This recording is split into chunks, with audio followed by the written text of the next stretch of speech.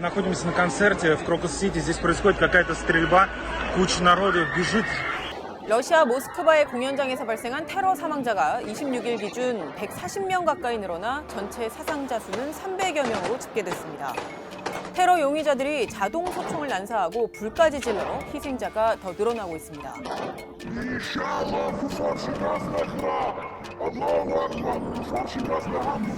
이슬람 국가 IS 아프간 지부인 IS 호라산은 자신들의 잔혹한 테러 영상을 공개하며 거듭 테러 배후임을 자처했습니다. 러시아 당국은 핵심 피의자인 타지키스탄인 4명을 포함해 공범으로 의심되는 10여 명을 검거해 조사 중입니다. 법원에 출석한 피의자 4명은 고문을 당한 모습으로 법정에 출석해 이 역시 논란이 일었는데 의식을 잃은 것으로 추정되는 1명 등 2명을 제외한 나머지 2명이 범행을 인정한 것으로 알려졌습니다. 푸틴 러시아 대통령은 이번 테러 사건에 대해 급진 이슬람주의자들의 소행이다라고 밝혔습니다. 다만 테러를 누가 지시했느냐가 중요하다면서 우크라이나가 배후일 수 있다는 입장을 굽히지 않았습니다. Чьими руками было совершено это злодеяние против России и ее народа. Вчора в Москві, очевидно, і Путін, і інші покидьки просто намагаються звалити все це на когось іншого. У них завжди однакові методи. 러시아가 우크라이나를 배후로 의심하는 근거, 그리고 서방이 IS 아프간 지부인 IS 호라산의 단독 범행으로 보는 근거는 무엇일까요? 우선 푸틴 대통령 등 러시아 당국이 공개적으로 발표한 입장만 보면 크게 2가지입니다. 용의자들이 테러 현장을 떠나 우크라이나 국경 쪽으로 도망치려 하다가 국경에서 멀지 않은 곳에서 체포가 됐다는 것, 그리고 우크라이나로 넘어가는 창구가 있었다는 점입니다. Это злодеяние может быть лишь звеном в целой серии попыток тех, кто с 2014 года воюет с нашей страной руками неонацистского киевского режима. 러시아의 국영 매체들은 이러한 사실을 전하면서 IS 호라산의 독자적인 행동으로 보지 않는다는 취지의 전문가들 분석도 보도했습니다. 러시아의 외교정책 분석가인 드미트리 트레니는 핵심 피의자 중 1명이 돈 때문에 테러에 가담했다고 밝혔는데 이게 자살 테러가 아니라는 점이 과거의 행태와는 다르다고 지적했습니다.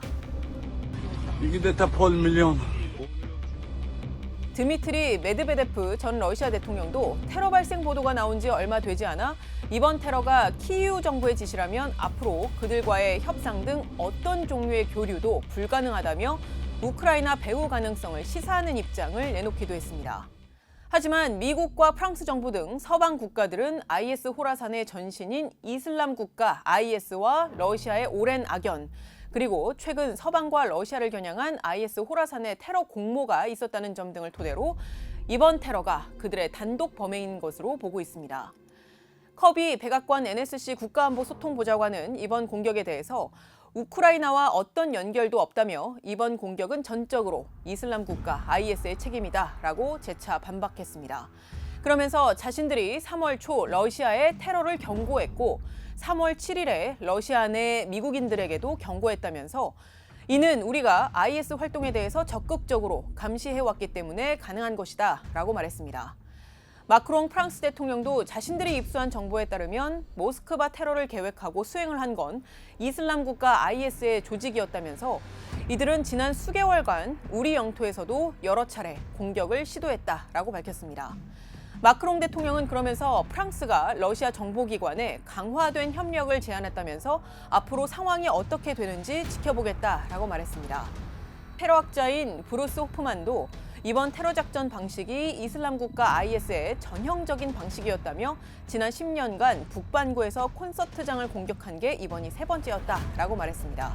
실제 2015년 11월 파리의 바타클랑 극장에 대한 공격, 그리고 2017년 5월 영국 맨체스터 아레나에서 열렸던 아리아나 그란데 콘서트의 자살 폭탄 테러 공격이 있었는데 모두 이슬람 국가 IS가 배후임을 자처한 바 있습니다.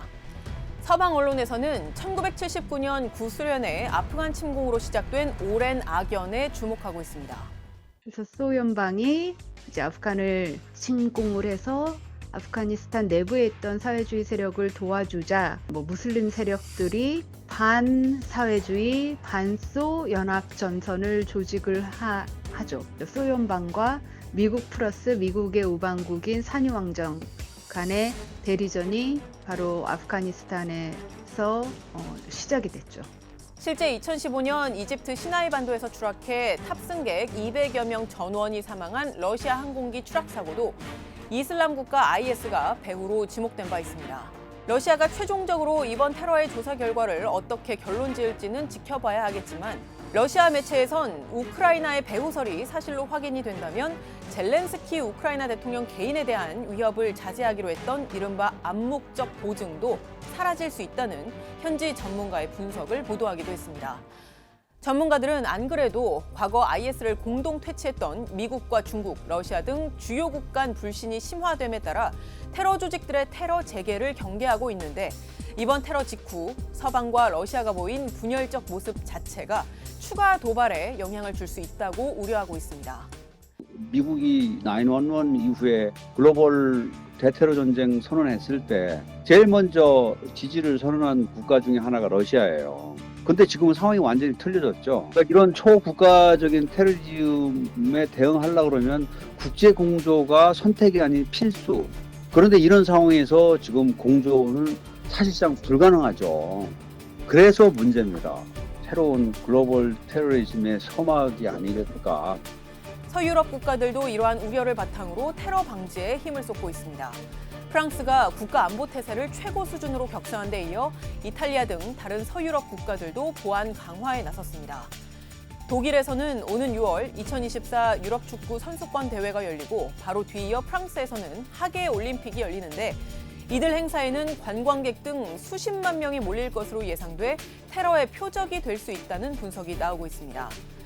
국제사회는 추가 보복 테러 등 유혈의 악순환을 막기 위해서라도 철저한 진상 규명은 물론 대테러 공조 강화에 힘을 모아야 하는 상황입니다.